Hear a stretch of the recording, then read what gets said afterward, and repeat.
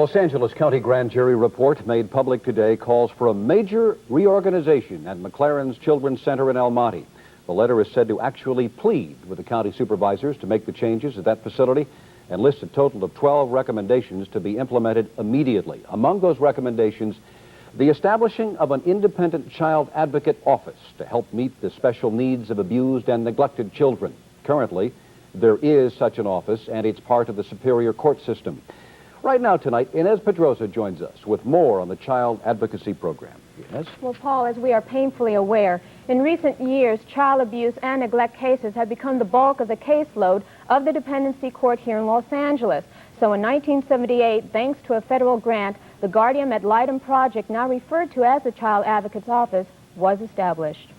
The purpose is manifold: to support the child throughout the court proceedings, to reduce any trauma a child may have, to establish a relationship with the child and articulate his or her needs and desires to the court, and to help facilitate family reunification or an alternative permanent home.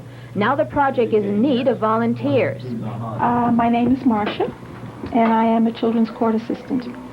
And I'm here to kind of explain to you what's going to be today, to try to answer any of your questions, and to see if we can tell the judge what you want.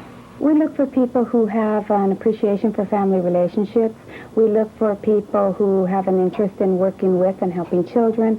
We look for people who can be objective, who can be diplomatic, who can be critical thinkers when looking at case decision making. This is children's court.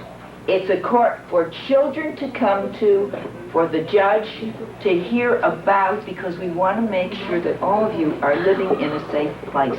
You know who this person is? The judge. Yeah. Did you notice that this is a lady judge here? Some judges are ladies.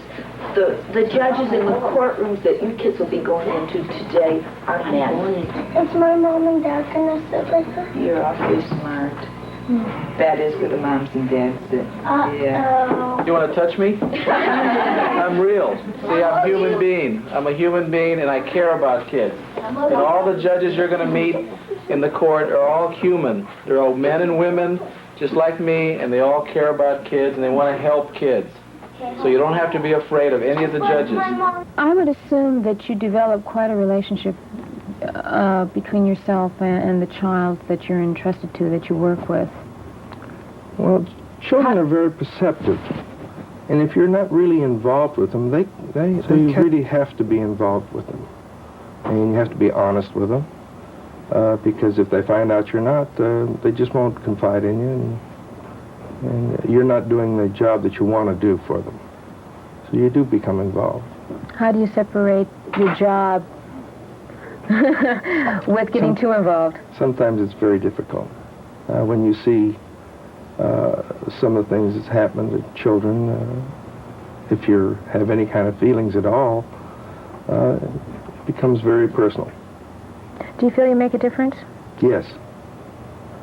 I don't feel that we are the end-all formula for this, but if you can help one kid, it's one kid more that's been helped that wouldn't have been helped.